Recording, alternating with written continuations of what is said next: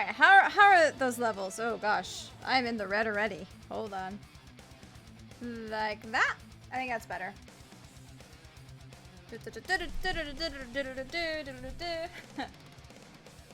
Yeah, hopefully the audio balance is good. I never know whether or not I'm actually balanced. Because OBS doesn't really do the best job of showing you your volume balance, so let me know if things could be boosted, things could be lowered. Please keep me up to date on that. But yeah, let's just kind of go to here just for a little bit. There we go. So got a couple things in here. I got this extra thing that I added, follower goal. Because if we hit 2,000 followers, I will do a merchandise giveaway, which is going to be super exciting. I can't wait. I'm also wearing Rose shirt because why not? Gotta support my friends, you know? You guys are ready for Theory Thursday? I'm like so excited. It is 5 o'clock, so let's get started here.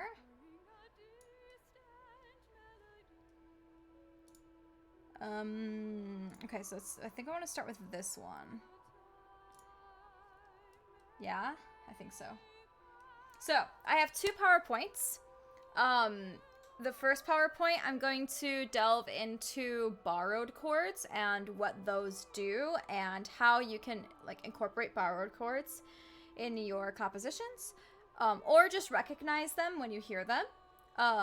Then we're gonna go into non-diatonic harmony because borrowed chords is a form of non-diatonic harmony. So I just figured it's probably good to separate it a little bit, explain borrowed chords, and then we can kind of get into non-diatonic harmony from there. So, we'll see how long this stream is going to be. Hopefully it's not going to be super long, but we'll have to kind of play it by ear, I think. So, let me go into here. There we go. Let me actually move this over here. Oh, my cup disappeared too. Because I normally don't show that. Okay, let me add that real quick. The jar. Yes, add. Okay. So I think I'll just like kind of add it here. Oof. I should probably empty that jar. That should be okay. I don't think it'll obstruct any of the text, hopefully. We'll see. I could probably make this a little smaller just in case. Like that. Oh, Corey! Thank you so much! Oh, shoot! I don't have the alert either. Hold on. Hold on. I have to. I don't think it matters which one. I'm just gonna make this a little smaller. There we go. Here, I'll play... Will it let me play the alert again?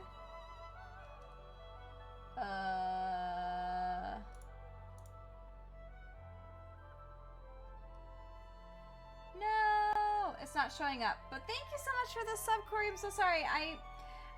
I normally do this scene when I'm recording for like YouTube. So I kind of forgot to do the Twitch alerts and stuff.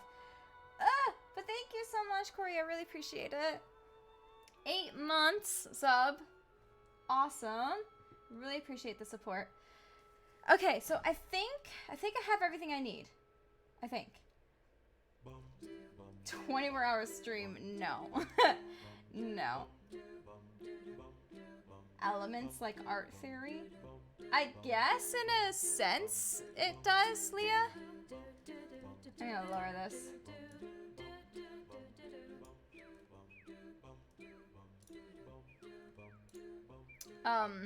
I mean, there's different time periods, right? And composers did different things in each time period. They did certain things that we found patterns as we've analyzed them after the fact.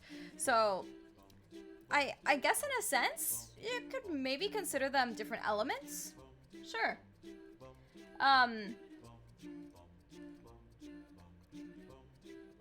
Yeah, choir doesn't really teach music theory. You either take a music theory class or usually piano.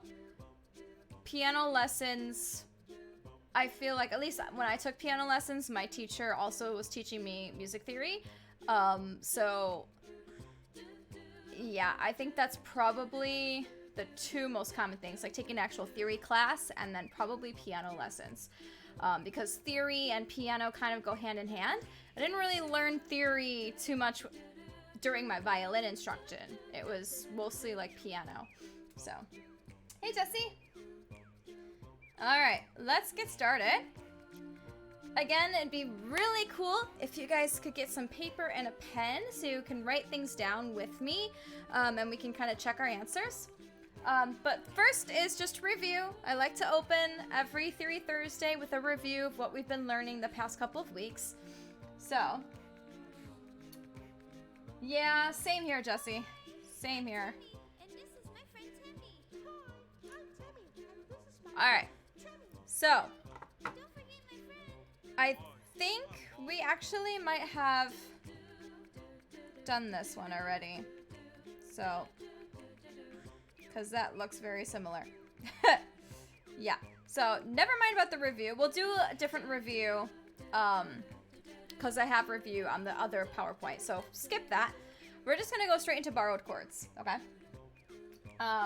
I'm waiting for the song to end because it's loud and hard to focus.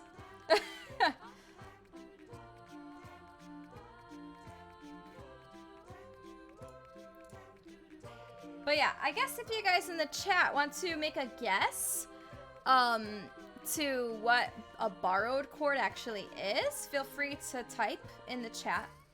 I am very curious to know your thoughts of what a borrowed chord is.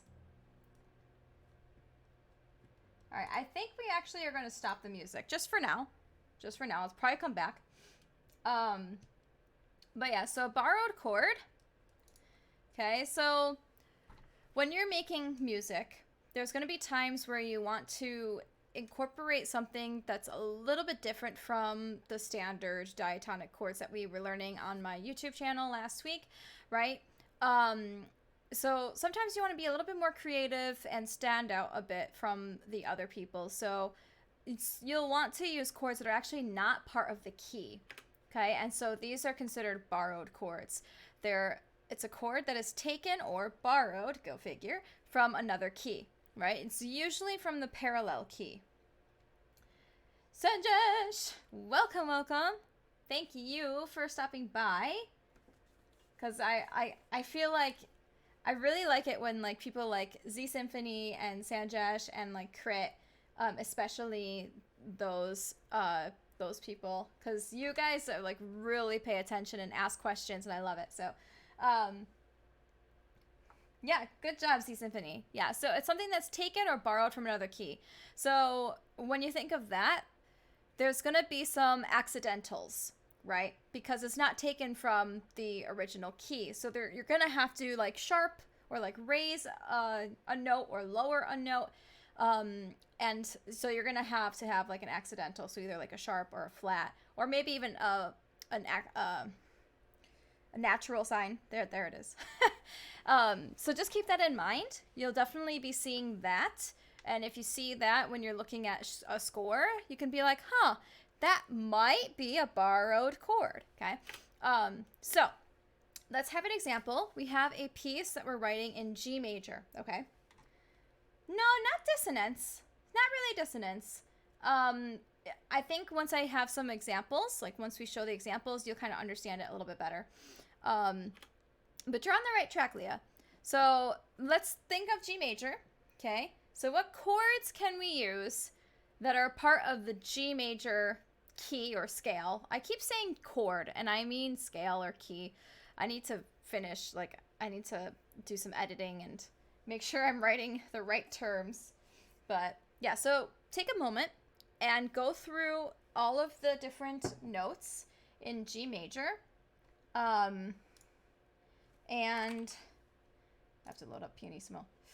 And let me know the chords that you have available to you.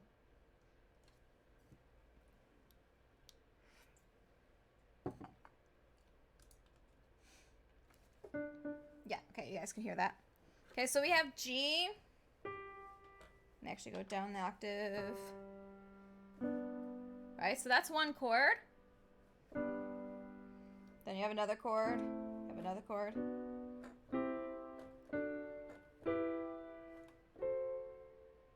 Right, and then back to that. So you should have 7 chords in the diatonic, right? Just based on the key signature of G major, you should have 7 chords that you can use. Okay, so yeah, GBD is one of them. That's just a G major, right? So then the next one, the 2 chord in G major, starts on A, right? Because that's the second note in the G major scale. Okay, so think of what chord this is. And then kind of keep going along. All right, let's see if Crit's right. G major, A minor, B minor, C major, D major, E minor, and F sharp diminished. Awesome, Crit. Yes, those are the 7 chords that you can have in the G major key. Those are the 7 diatonic chords, okay?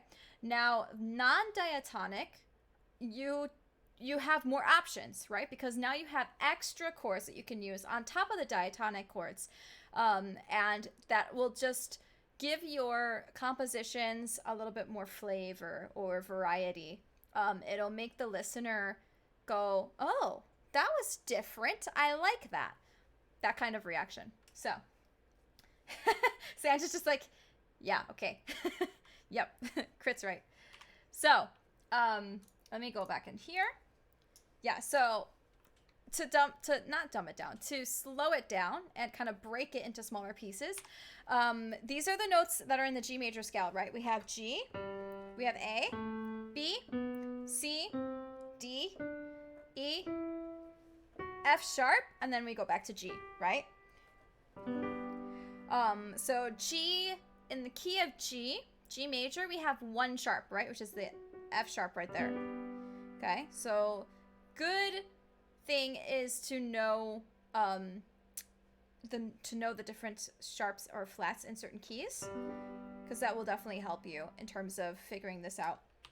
Okay, then we'll figure out the quality of the chords, right? So it's going to be G blank, A blank, B blank, C blank, kind of like that. And Crit did this already.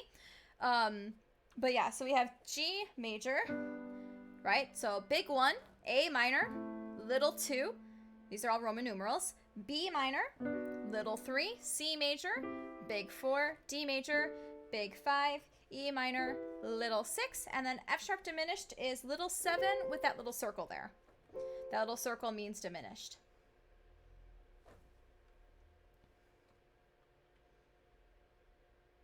Yeah, no, I know. It does say chord, and I meant scale.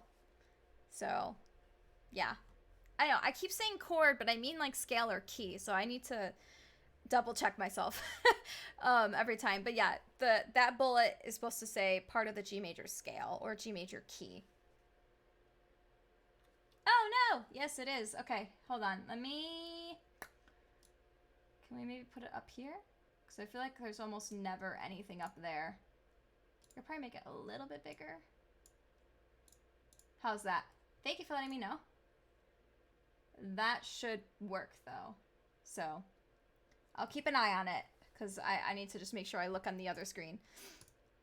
All right, great job though. So how do we use a borrowed chord? Right, this is what we really want to know. We're aching to know this. All right, so let's stay in G major. Nice and simple, because we just went over the diatonic chords in G major. So let's stay in G major, okay? Now, if we wanted to use a different chord, what's the first step, right? How exactly do you do this?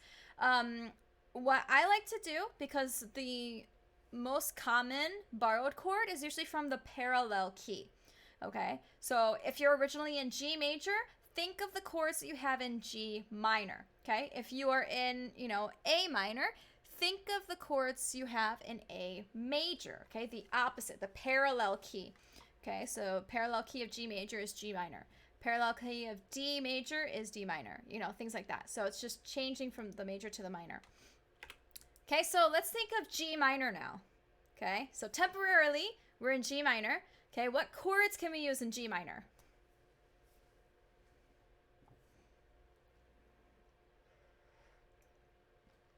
I'm like scared to click to the next bullet because I don't want it to show all the answers. But you're kind of going to do the same thing. So G minor. So first thing I would think of is what is the key signature of G minor? Like how many sharps or how many flats does it have? Okay. Yes, G minor. That's one. Yes, Sanj. Good. Okay, now think how many, let's first start, how many flats do we have in G minor? Good, yes, Crit's got it. So we have B flat and we have E flat, right? Let me show my piano very briefly. Oof, there we go. Oops, sorry. So we have B flat and we have the E flat. Those are the only black keys that we have, the only flats that we have in G minor, okay? So as you're going up, make sure you're using all of the flats that we have. Oh, I don't have that other D. But you get the idea. So how about you go ahead and work on that.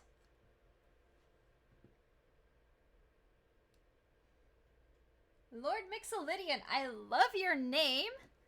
Let's see how we've done here. So yeah, we got the G minor, which is kind of a given. We have A diminished, good. B flat major, C minor, good. D minor, E flat major, F major, and then G minor. Oh yeah, you put G minor at the end. Very good. Yeah, so those are the chords we have in G minor. Okay. So I have put that there as well. Yeah, no worries. No worries, Z Symphony. Lesson on the circle of fifths. Not really. Really the only thing that I've really learned about the circle of fifths is how to practice the circle of fifths for piano. I haven't really gone in depth about the circle of fifths, but it's I consider it kind of easy if you think circle of fifths. Okay, well then you go from this chord, the fifth of that triad you use as your bass for the next chord, and then that's a fifth above, and then you go fifth above, right? So I mean I could do a lesson on it, but I'm not really sure like if there's more information I can give you guys about it, because that's really the extent that I know. It's like C goes to G, goes to D, goes to A, goes to E, goes to B, you know? Oops, sorry. Major. Kind of like that. So, in college, that's basically all that I learned about it, is like how to do like that kind of thing. Just doing 1 4 1 5 7 1 and then going up the fifth and doing the same thing. So, Sab, hey! Girl, you can help me out. Because they're doing theory right now. So, but yeah, so example. Yay, we finally have an example. So Tifa's theme. From Final Fantasy VII. I'm sure all of you know this. Let me pull it up real quick. Again, I unfortunately don't have enough space on the MIDI controller to show you. I would have to show you on the piano, but the piano is far away. That's why my setup is not the best right now, but hopefully when I move, I'll be able to set things up easier so I can have the piano like right here. But yeah, cool, hold on. Okay. That's the 1 chord. That is a borrowed chord. Back to the 1. Da, da, na, na, na, na, na, na, na. Sorry. Na, na, na, na. right? So normally, if we're in F major, right, Tifa's theme is in F major. Normally, if we go to the 4, it would be a B flat major, right?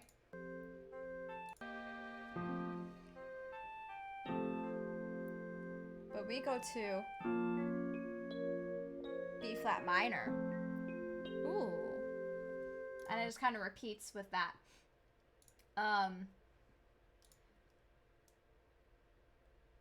Hey. Yeah, her Hornet cover is really good. If you guys haven't checked out Sab, you need to. Follow her on Twitch and subscribe to her YouTube because she does awesome covers, and she also plays piano like on stream, takes requests and things like that. So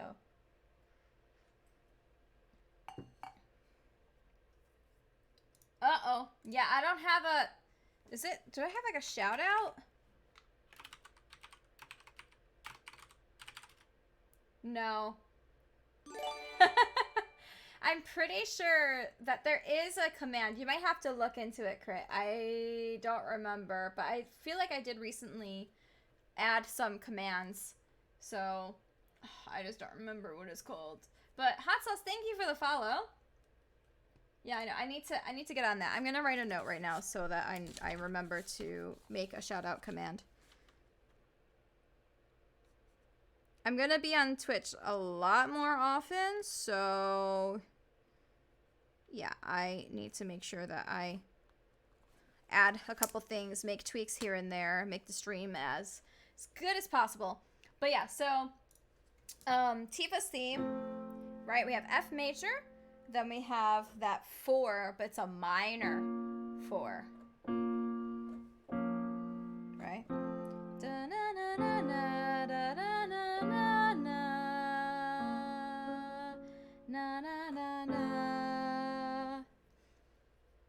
Hey, Rezo! Sanj, thank you for the host. Sorry, that music's not happening because I usually disable it for Just Dance, and I did Just Dance my last stream, I think. So, thank you so much for the host. We're talking about Final Fantasy, Rezo, and how Tifa's theme has a borrowed chord in it. The very second chord is a borrowed chord. Okay? So, that's something that you can do. Ah, DeParty, thank you for the follow. Welcome, welcome.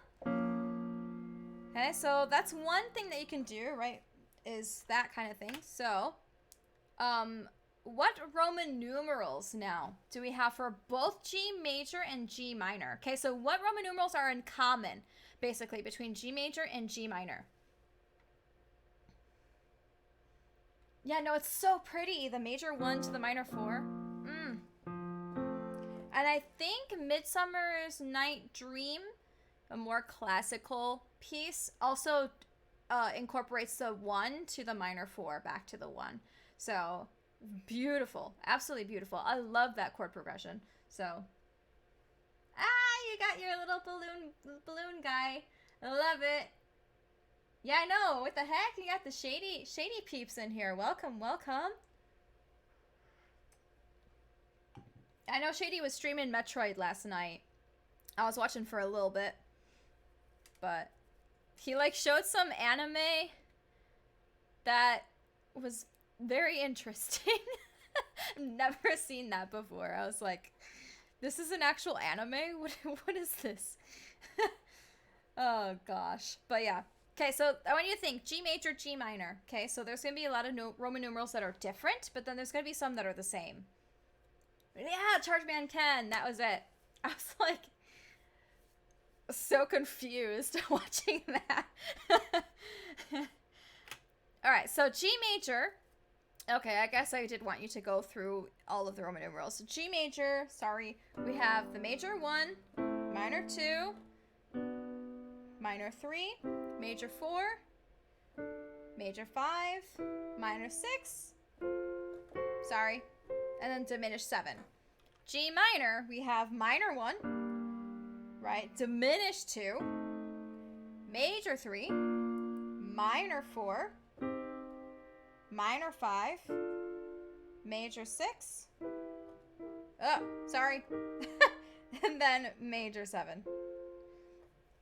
Okay, so we take the G minor chords and we write them for G major, okay? So basically, because we're still in G major, right? This piece, this imaginary piece that we're writing is still in G major. So if we're gonna do Roman numerals, we have to write them so that it makes sense in G major, okay? So a couple of them will make sense, a couple of them will be like, what? Okay, so we have the 1, right? You still do just a little 1. You can do a little diminished 2. Okay, now for the 3, you would add a flat, like the B as a flat in there before it. So whoever is reading the Roman numerals will know, okay, well, I have to flat the 3rd interval, right? Which normally is B, but in minor it's B flat, okay? So that's why we have that flat in front of there. Because otherwise, if you just have the 3, that would make me think that it's B major. Because that's the B is the third, right? If there's no flat in front of it, it makes me think, oh, B major. But we're actually doing B flat major. Okay, then we got little 4, little 5, the same thing, flat 6 and flat 7, right? The 6 is E. We're flatting that, right? Because we have E flat in the minor. Okay, and same thing for the 7. Normally we have the F sharp, right? But we're flatting that by making it F natural. Okay, so hopefully that makes sense. Something like that for sharps.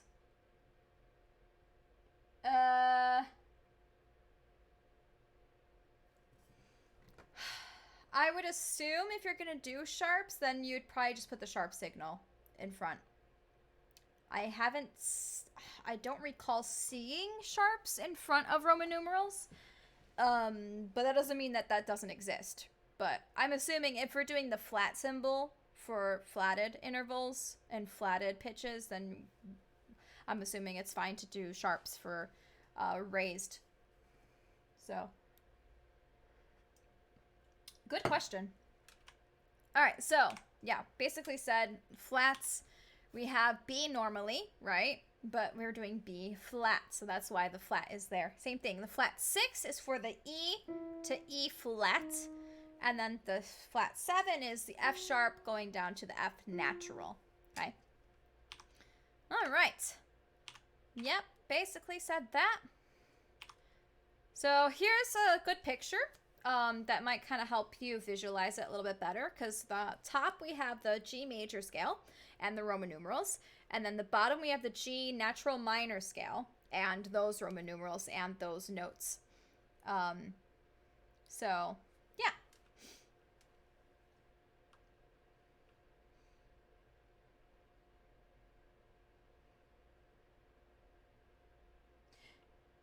You got it? Yeah, so like even if we're in G major, if you see this, then you'll play G minor. Even if we're in G major, if you see this, you'd play C minor. So these Roman numerals work for the G major scale. Because if it's G minor scale, this would just be no flat there, right? Because we already have the flat in the G minor key. Same thing for this and this. We wouldn't have the flats there. The flat is just telling you, like, hey, I know you're in G major, so I'm just going to let you know that you have to lower the 6 and lower the 7 and lower the 3 in order to play the right thing. So, sharps, raise it up a half step. Flats, lower it a half step. So, chromatically, yeah, we have C sharp, right? D sharp, E, okay? But it could also be C, well, if I do D flat, C, right? E flat, D. So technically, C sharp and D flat, any of the black keys, well, basically any key in general, technically has what's called an enharmonic equivalent. I know it's a big word, but basically saying that you can say 2 different pitches pitch names for the same actual pitch, right? So this is C sharp. This is also D flat. This is B flat. This is also A sharp. So it really kind of depends when you spell things. It really depends on the function of the chords and the function of just like of the harmonic progression. Because you could spell things, right? If we're in D minor, you wouldn't spell this as a D flat. You would spell it as a C sharp because then it's considered the leading tone. Right? That's a harmonic minor. So you need to have that C sharp. If you spell it as a D flat, it just looks wrong to like more seasoned musicians. They'll be like, why is that a D flat? It should be a C sharp, because that's, again, taking from the parallel major.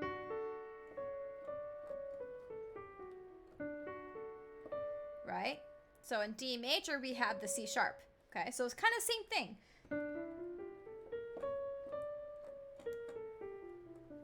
Hopefully that helps a little. But that's why, in general, flats are to lower and sharps are to raise.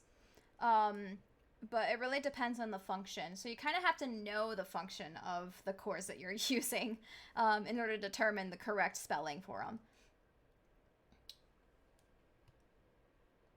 Yes, Sab, yeah. Yeah, but if you're in B major,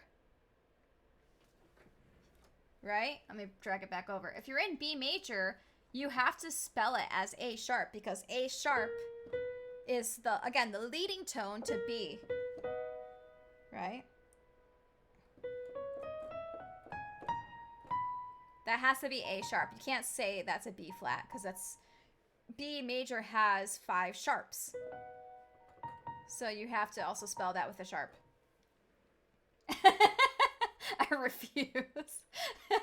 I mean, that's all up to you, I guess, Crit. But I'm just saying, people might get mad if you say P flat if you're in B major. So,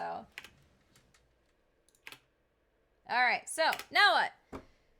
Okay, so this is kind of a bit more of an introduction into different types of non-diatonic chords. So yeah, you can throw in borrowed chords here and there. Sounds great, but there are borrowed chords that also have a specific purpose to them. Okay, so there's a type of borrowed chord that's called a secondary chord, and this kind of acts as like a preparation for a temporary resolution. Okay, so think of like the 5-7, like a dominant 7 chord to, you know, resolving to the 1, but the 1 in this case is actually not our key. It's a different chord entirely. So yeah, you have to resolve to a note that's not the tonic. So we'll go into a little bit more detail here. But basically you'd notate it with these kind of Roman numerals with the slash, 5/5 or 5 of 5, 5/2 or 5 of 2. Okay. And then what's nice about that is if you have the 5, the second 5, that's actually the chord that comes after the secondary chord, because the secondary chord is resolving to that other Roman numeral. Does that make sense? So if we're in G major, we're going to do 5 of 5. We're going to find out what secondary chord that is, okay? So first thing to do is look at the second Roman numeral, the 5, okay? So in G major, what's the 5?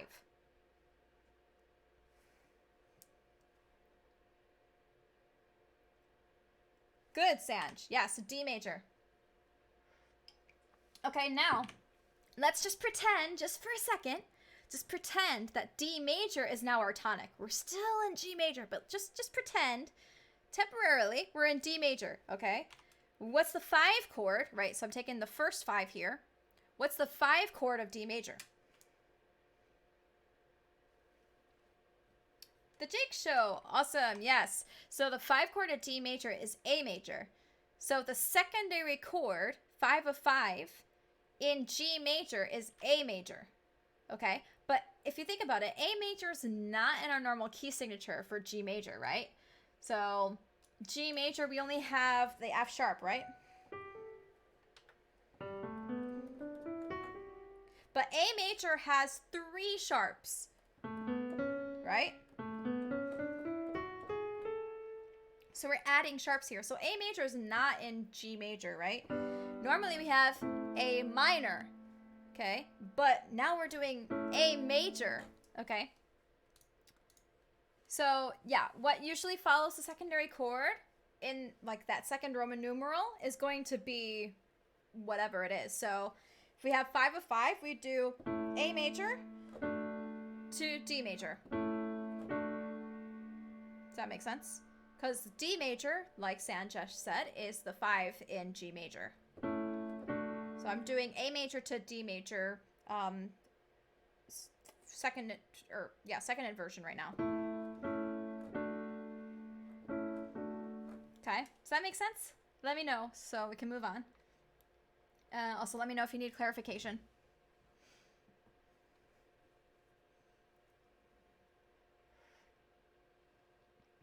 Good? Okay. So, yeah, you do A major first, and then D major. Or, if you don't want to move your hand too much, you can just do an inversion of D major. Okay, like that. But we're still in G major. Our, like, overarching, like, key, right? Big umbrella key is G major. We're just very temporarily, we're having D major sound like it's the new tonic. Okay, so here's examples of borrowed chords in C. Don't spend too much time in here, but it's also kind of nice just to see that you can borrow chords from modes too, right? Because you got Dorian, Phrygian, Lydian, Mixolydian. You got all the modes here. That's kind of cool, right? So yeah, this is Ionian, right? Dorian, Phrygian, Lydian, Mixolydian, Aeolian, Milcrean. Okay, so that's kind of cool. If you really want to incorporate a mode into a composition or an arrangement, you can take borrowed chords from those modes and kind of inject them into your music. Sure, yeah, we can do 5 of 2. I might have that in this other PowerPoint though. Give me a second. Let me just double check. Because I feel like I went over it a little bit more.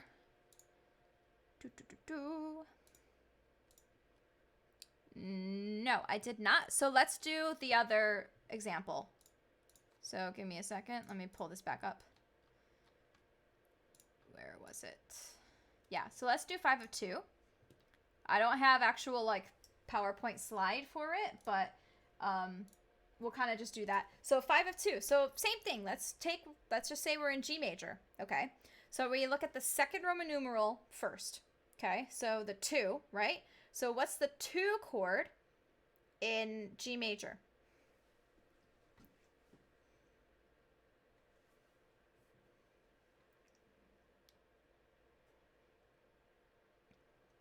Yes.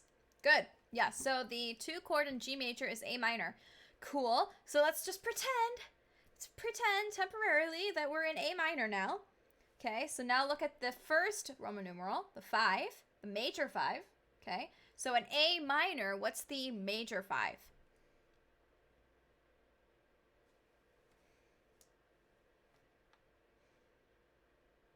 No, don't worry, Sanj.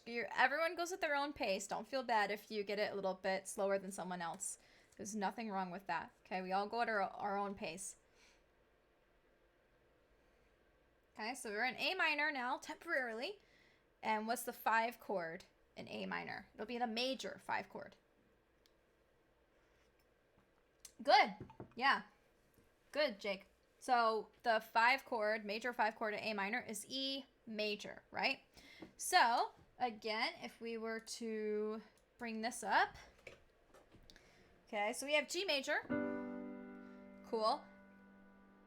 Now we're in E major. For the secondary chord is E major. And then we go to the A minor. Let me think of a good way to do this. Right? But we're still in G major.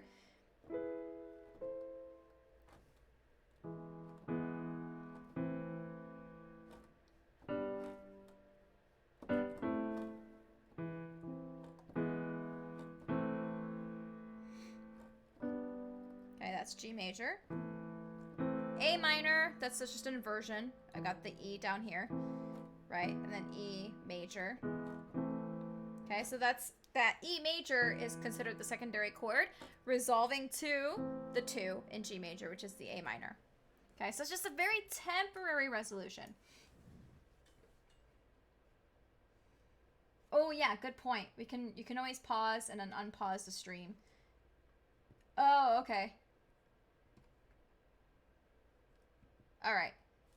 Okay, so let's go back to the other PowerPoint quickly. Okay, you guys are doing really well so far, so super proud of you. Let's go into some review.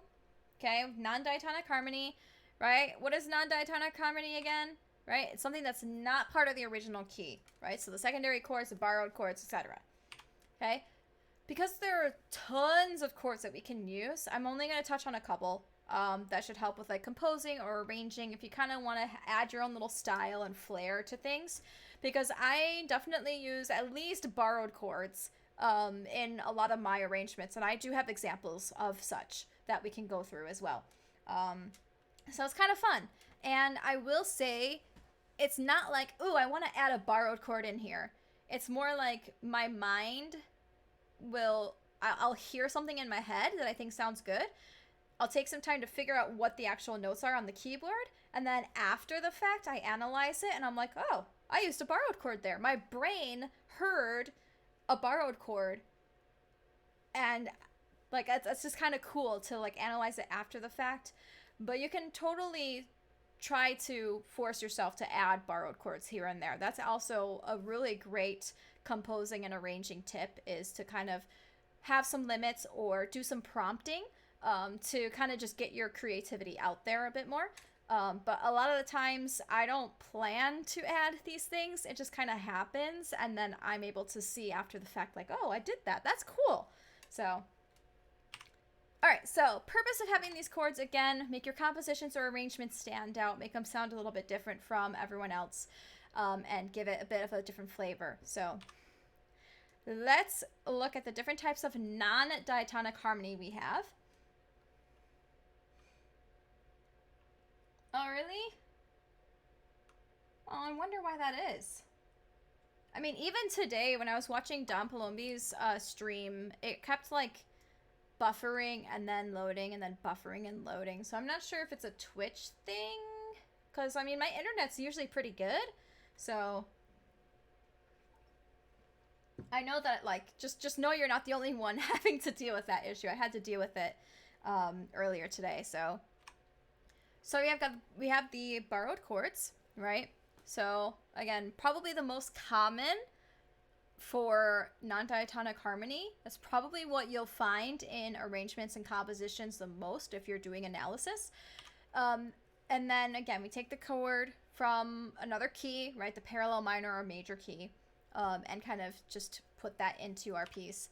Then we got the secondary chords that we also went through, right? So we can even do another example, right? We got the 5 of 5, which we did already, but we've got like a 4, 7 of 5.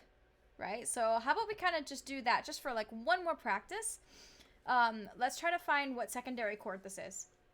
And I think you'll be kind of intrigued in what the answer is. So let's just do C major, because C major is like the absolute easiest. No sharps, no flats. So again, take a look at the second Roman numeral. Okay, we got the 5. So what's the 5 in C major?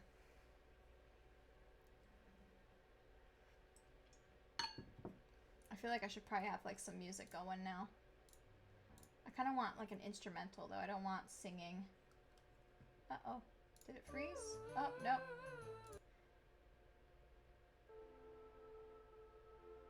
Sure. We'll use that.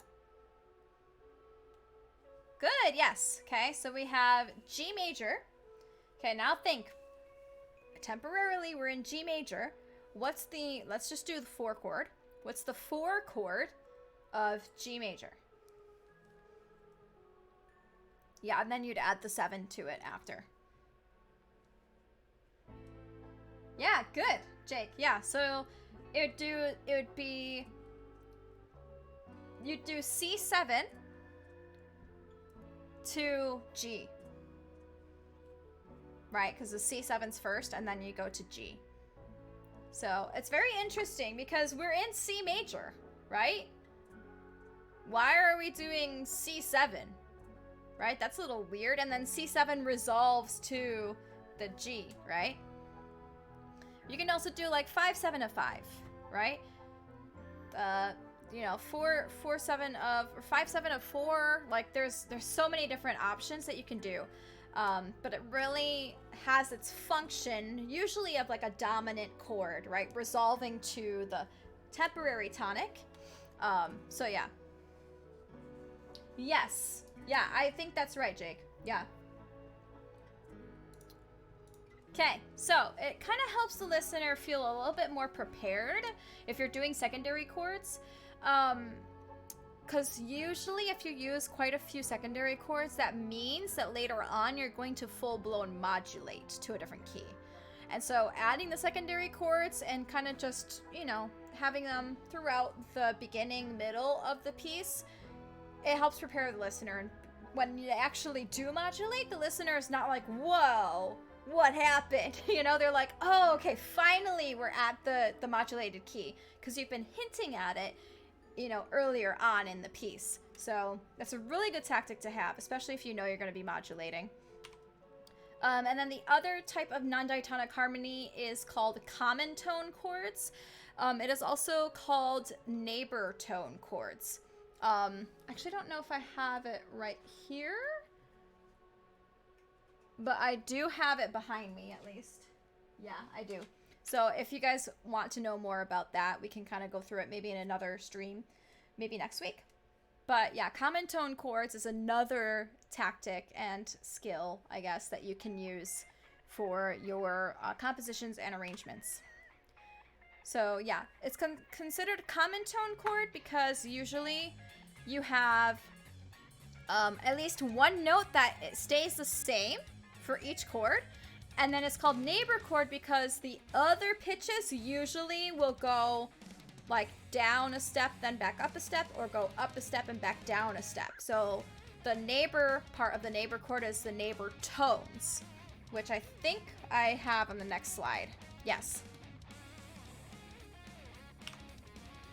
So there's things. Whoa, Sanj! Corey, thank you for that gifted sub to Sanj. So nice of you. Thank you so much. Sanj, enjoy your emotes. Why do I feel like this is still really loud? Ugh.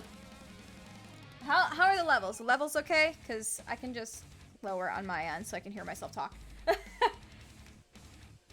But yeah, so non-chord tones. Now we're thinking of the melody, okay? So if you think about it, we have our normal melody. Okay, that's good.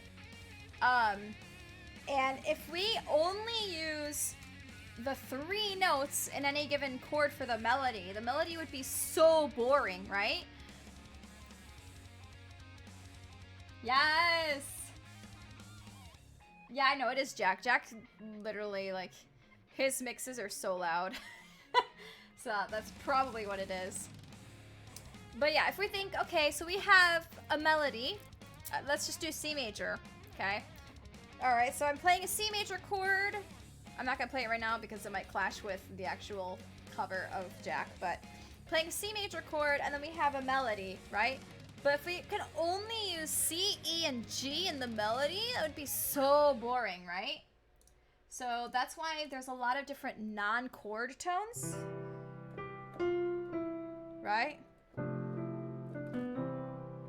You guys probably know that. I think it's... I don't even remember. Oh, I can't even do it on here. Hold on.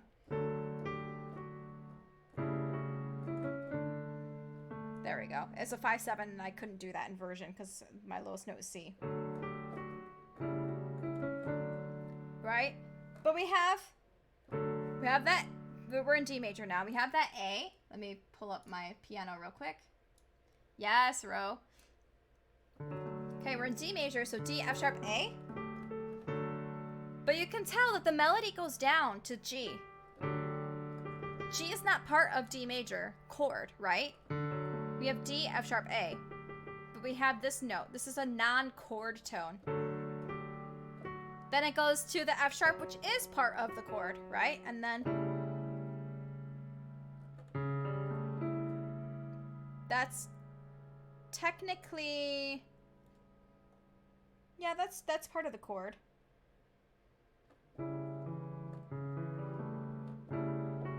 That's not. That is. And then back to that, right? So there are notes in the melody that don't perfectly match the chord at all times. So we call them non-chord tones. Okay, so we got neighbor tones. So that would be like, right? Goes up in step, then back down. Okay, so that's a neighbor tone. So the neighbor tone chord does that same kind of thing. It goes usually from this note up in step and then goes back down. I think it can also be going down in step, then back up. I believe that's also a possibility. It's from Tangled. I See the Light. Yeah. Then we have passing tones, which actually is from I See the Light. Right? Approached by step and then continues by step. So you usually have to think and look at the 3 notes. And then the note in the middle is usually the non-chord tone, right? So the neighbor tone, in this case, the neighbor tone would be the B. Sorry, I keep doing that. So A, B, A. So the B would be the neighbor tone. In I See the Light, the passing tone is the G. Right? Because it keeps going down from A to F sharp, which are both in the chord. Okay, like that. Then we have anticipation. So something that's approached by step and then remains the same. So let's do like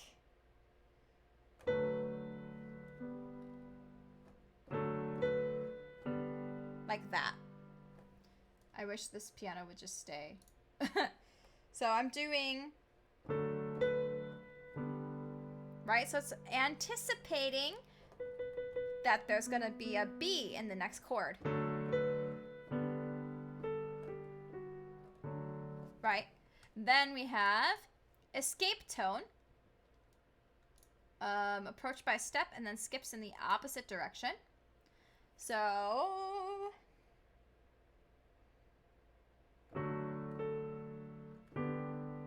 like that. So F sharp to A and then skip. Oh, sorry, approach by step and then skip. Sorry, hold up. There we go. Let's just do that. Or I can do, that might be better, because this is the actual escape tone itself, and that's non-chord tone, so like that. It's been a while since I've gone through these, so I apologize. Appoggiatura, approach by skip and then steps. So that's the, let me see here.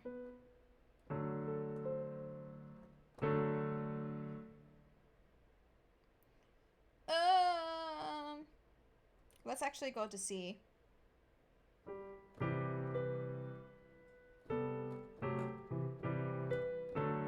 Yeah, like that.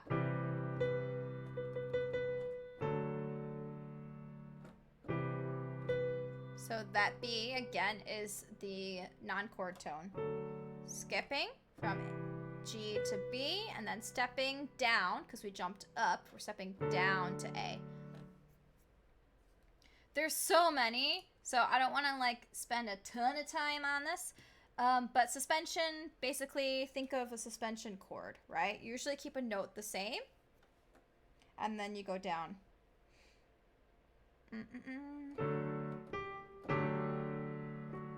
Just that.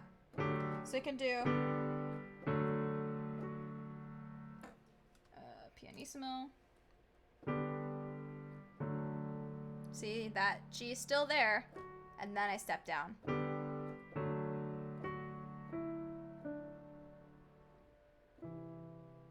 Right? Ooh, that's like Mixolydian right there. But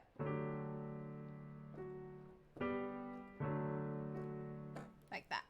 Then we have, I think, one more. I think that's the last one. Retardation. So this opposite of suspension. Let me see here.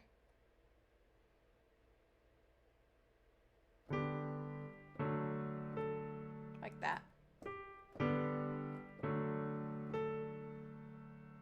So instead of stepping downward, it steps upward. So those are a quick lesson, if you can call it quick, about non-chord tones. There's a bunch of them. I think there's even a couple more than what I've listed in that slide. So if you are more curious about the different types of non-chord tones, you can definitely search online. There's probably some websites that go through all of them. But I think that's most of them. I'm pretty sure there's like at least one or two more though. So let's go over some examples of borrowed chords, okay? So, I have two over 9,000 tones. No, they're not. There are not. I have two SoundCloud links that we can listen to, okay? We will listen to them, and then we'll kind of do some analysis and discuss the chords that I used, okay? So, I want you guys in the chat, show me and tell me which one you want to go through first. We should have time for both, but let me know what you want to do first. You can do Animal Crossing, or you can do Final Fantasy VII. That's one vote for 7.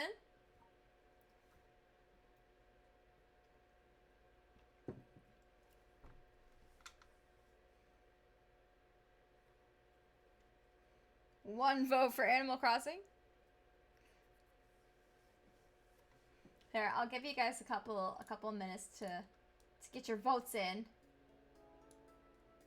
Oh, that's perfect.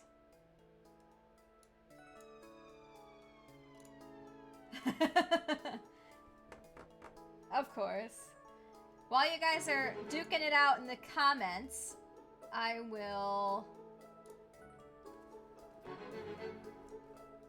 have to respond to someone real quick.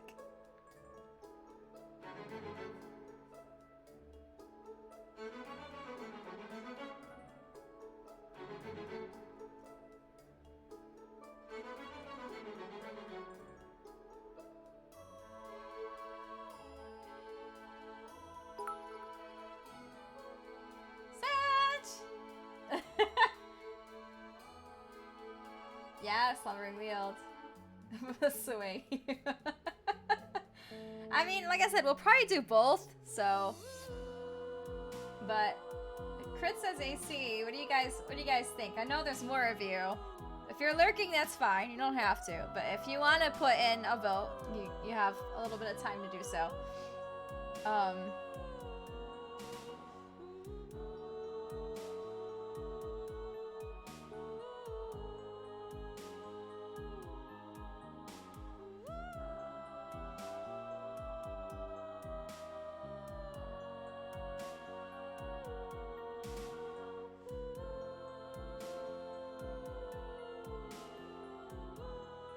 Apparently Jack released a new patron post. What is it? Hey! Hold on. Let's see. No. How do I even... Oh yeah, feed. Yeah. La Mu... Okay, I don't know what that is. But I'll like it anyways. I'll listen to it later. Alright, so we're gonna do Animal Crossing? Alright. Alright, so the first example is Animal Crossing. And as you can see in the title, it's a borrowed chord. So we'll be listening intently for a potential borrowed chord when we're taking a listen to the SoundCloud link. I hate to pause it, but we're gonna pause my Slumbering Weald cover. Okay, let's go in here. Alright.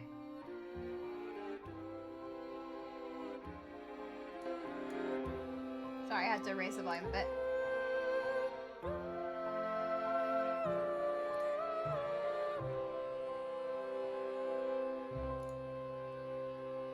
that should have been loud enough. Okay, so we'll do one more time.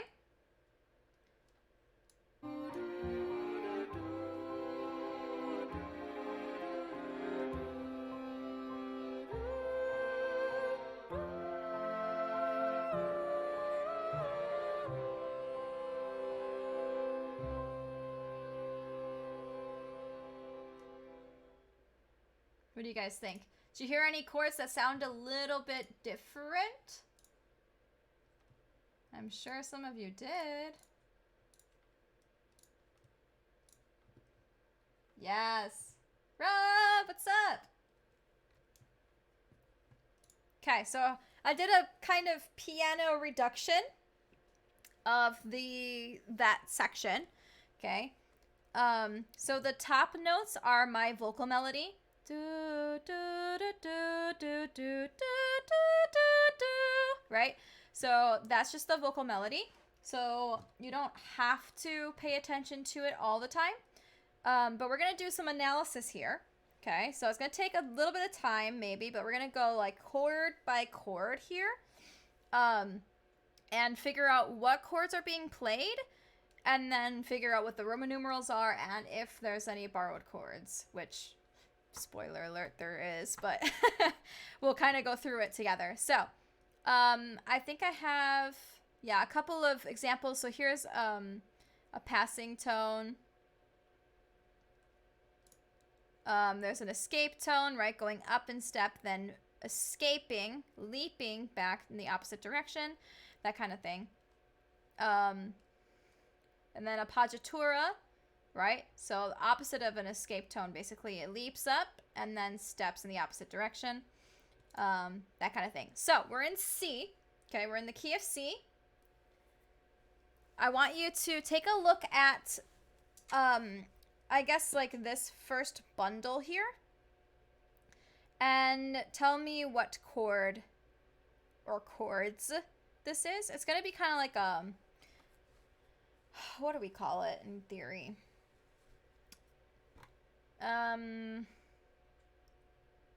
Usually you've got like a 4-3, like a 5-4-3.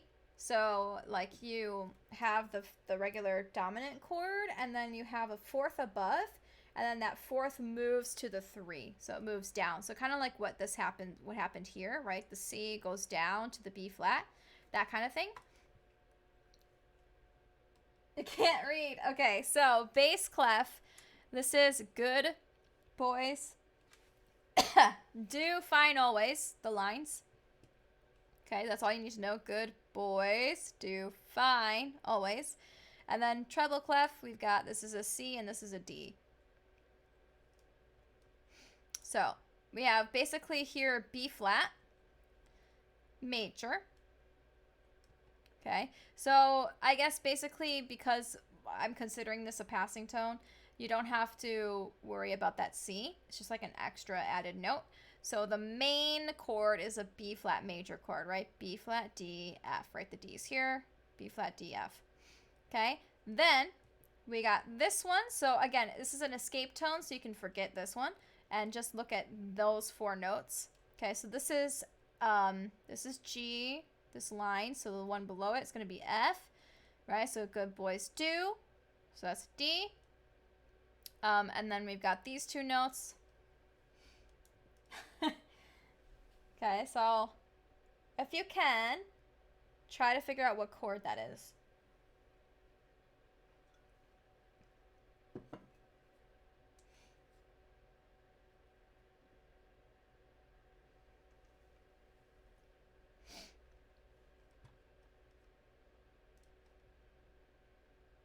Right, so we have D here, we have D here, so you can probably discount this note as well because it's already in here. Okay, so we have an F, A flat, and D.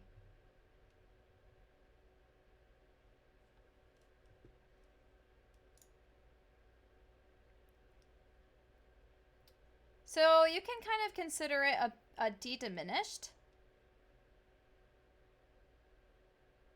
Because we have the D, the F natural, and then A flat. right? So that's actually a diminished chord.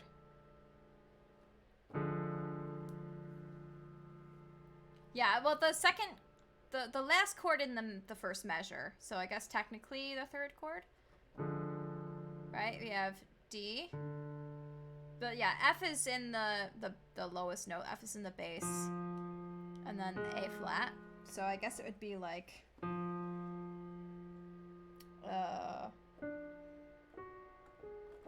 like that.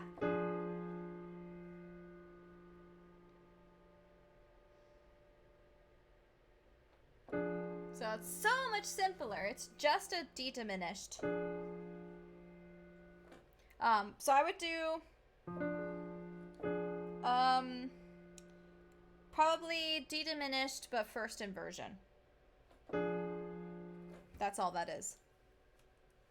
Yeah, or like you can do like D diminished / F, like over F if you want. But Roman numerals, we like to do like figured bass numbering, so you would just do a 6, like a little 6 above, to notate that it's a first inversion of the diminished chord. Okay, awesome. Let's look at the next one. That should be a nice chord, nice simple chord to figure out.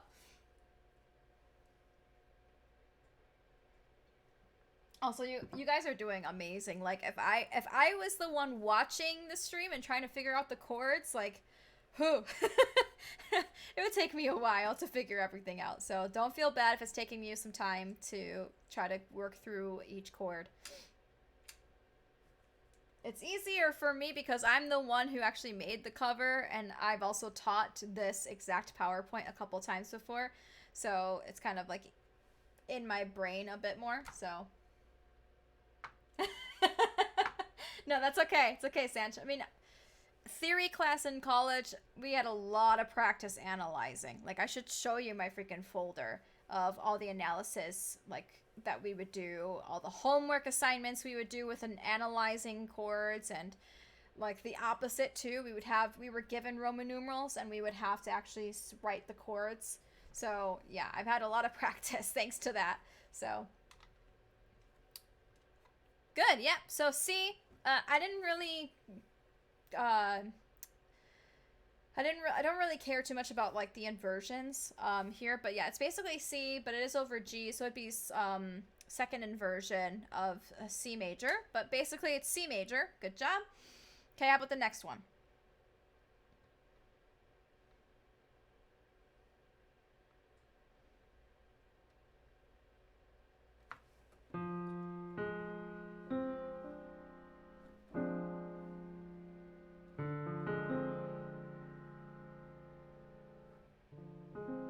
So that's going to be very similar to the last chord in the first measure. We just added an extra note.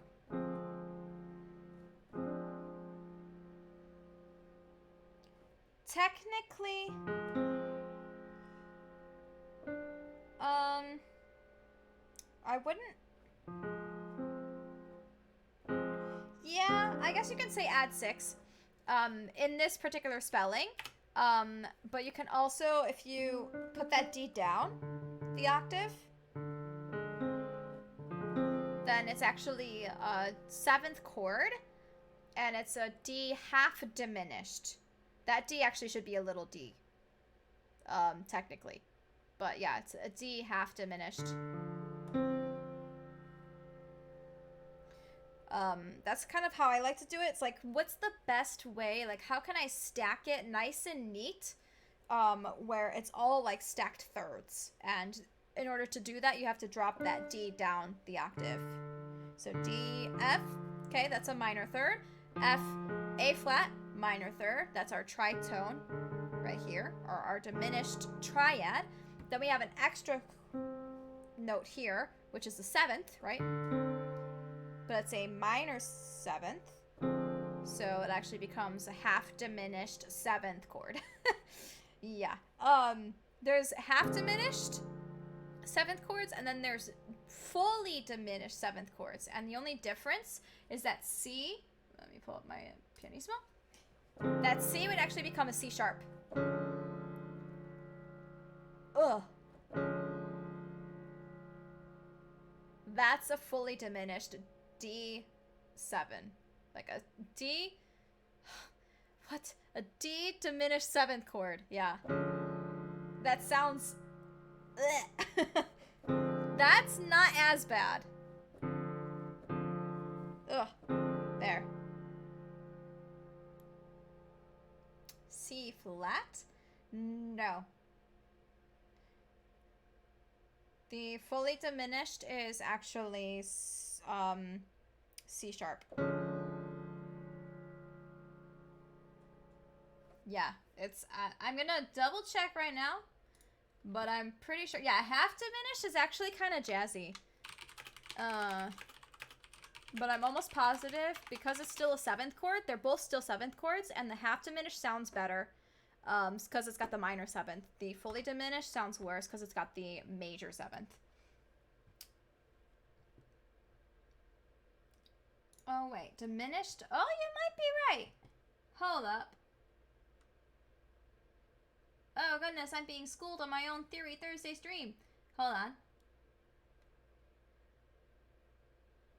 Minor 7th. Okay, and then fully diminished, you are right. The fully diminished, you have to lower it again. The 7th. So you have to diminish the 7th. So it would be C flat. Very good. Yes, it is. Jake, thank you for correcting me. That sounds better. I was like, that doesn't sound right, but I just went with it because confidence, you know? But yeah, this would be a fully diminished 7th chord. Thank you for that, Jake. And you would be a C flat, right? Because the C is the 7th, so you still have to notate that it's a 7th, but you would say C flat instead of saying B. So, thank you. Thank you for that. It's good. I'm totally fine making mistakes because I'm learning too, right? So, thank you. Yes, you're right. I was wrong. But yeah, so back to this chord. I know this chord for sure is a half diminished 7th chord. Let's go to this one. I have to remember that.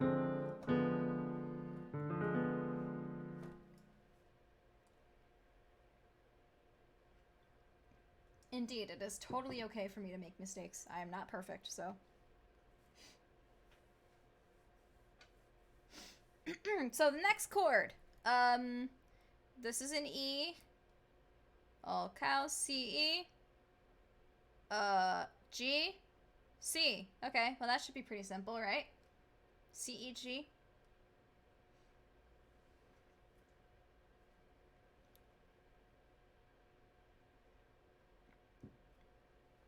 So it should be 5, 4, 3, 2, 1. C major again. Okay. Pretty simple. I don't think I'm able to play this on the MIDI controller. I really need to get a bigger MIDI controller. I was going to get the 49 key, but it's going to be too big for my pull-out keyboard tray. So.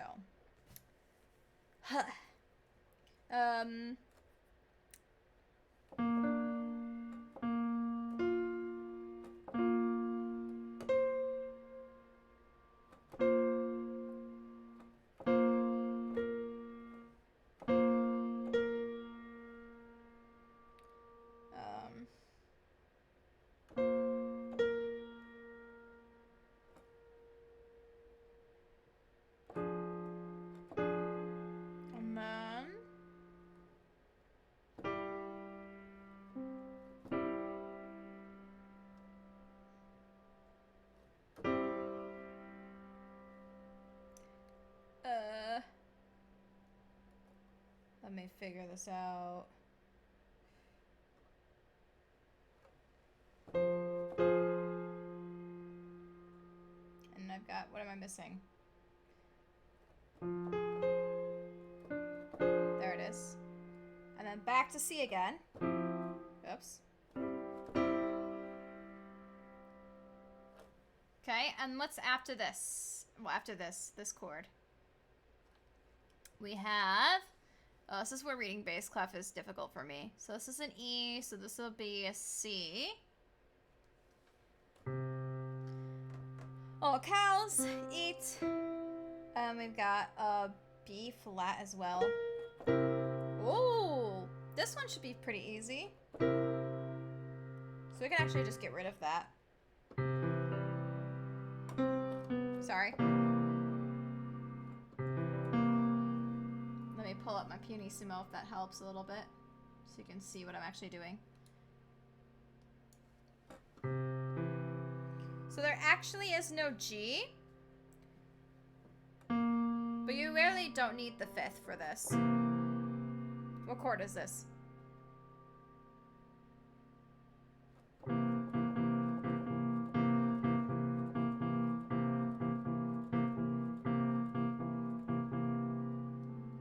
If I wanted to include the fifth, it would be that. But you don't really need the fifth. Yes! Lord Mixolydian. Great job. Yeah, so C7, this is dominant 7. So we got a minor 7th.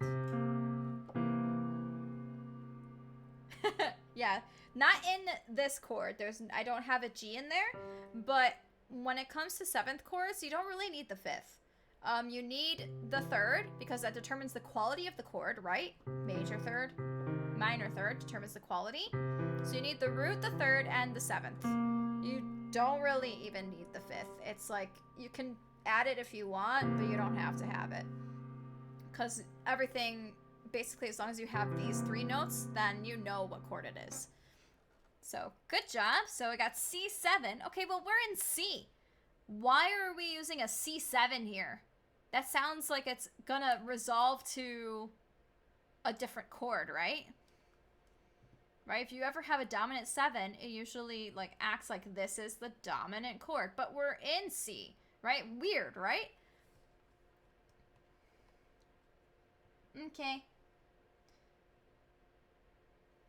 Hopefully, like, you guys are good, though. Like, New Zealand seems to have everything under control.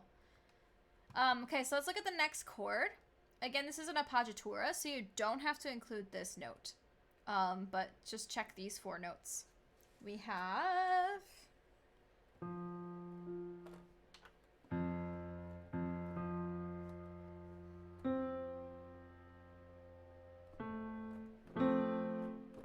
You're not good? Oh, shoot. I thought everything was okay.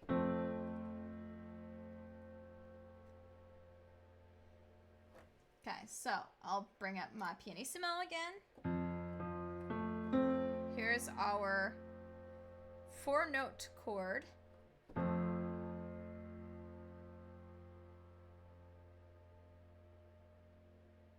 Ooh. Oh no.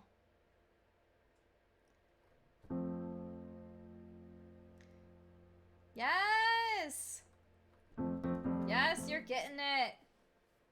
Yes, Lord Mixolydian, that is absolutely what it is. The C7 is the 5/7 of 4, and then the F is the 4. So we're just doing note names right now, but that's absolutely right for the Roman numerals. So the C7 is actually a secondary chord that I did. Okay, now let's look at the last 3 here. So I don't actually think we have time for the other track, but we can maybe do that next week. So let's check this next chord here. So we have D, D, F.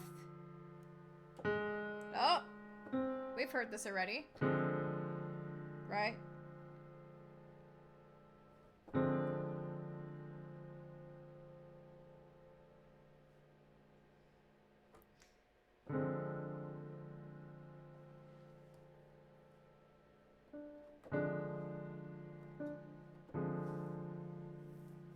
Hey! Thank you. Gotta support my friends. I also have merch, in case you guys were wondering and want to support me. I do also have merch, and it should be below the stream. But yeah, what chord is this?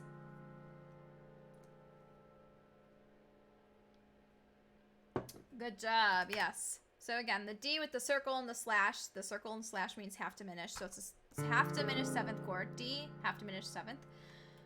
Awesome. Okay, we got 2 chords left, which is technically the same chord, right? So you only really need to worry about the one. So we have a C, E, G. Basically.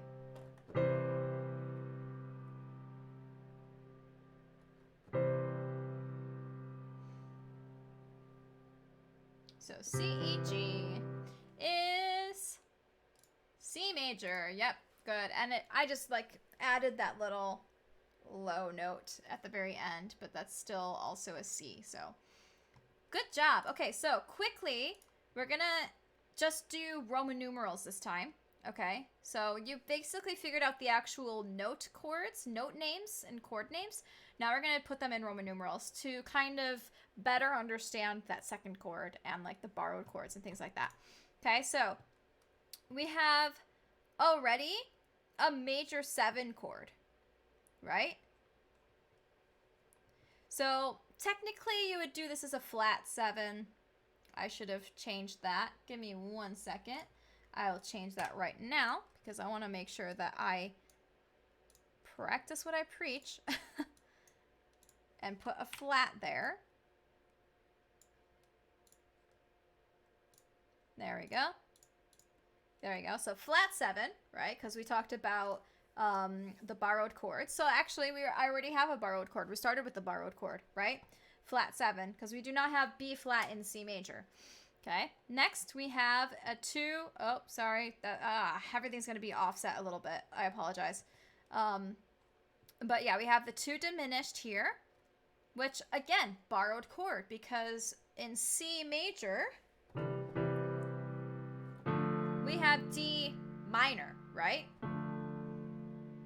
But this is D diminished. So again, borrowing from the parallel minor. Then we have the 1. Okay, so that's nice and diatonic. Then 2 half diminished. So again, that's just adding a 7th to it, but it's still taking from the parallel minor because again, we have that minor or that diminished triad, the D, F, A flat. So it's still taking from C minor. Then we got 1 again, nice and diatonic. And then we have 1, 7, right? So you can just put it as 1, 7 for now. And then you do the 4, major 4, which is fine. Then again, 2 half diminished, taken from C minor, and then back to 1. So I think I have it. Oh, no, I don't. Okay. Well, technically, you were right, though. I didn't actually have it written here, but this would be 5, 7 of 4, right? Because C is the 5 of F. So C is the 5, 7, C7 is the 5, 7 of F of the 4. So it'd be 5, 7 / 4 for this. So let me actually quickly just add a little text box to demonstrate that because I think that is very important. Text box. Oh gosh, let me see. So 1, 7, yep, right here. So this would be 5, 7. How do I do the, nope. All right, I have to figure out how to do the superscript, but 5, 7 of 4, and then this would just be 4, right? So whatever you have, there we go. So you always have this for this chord, and then this second Roman numeral you always have for the next chord, always. So that's how you would do the Roman numeral analysis for the Animal Crossing cover I did, which is the shop closing theme from New Horizons. So you guys did an amazing job. It's been an hour and a half, so I think it's probably safe for us to close here.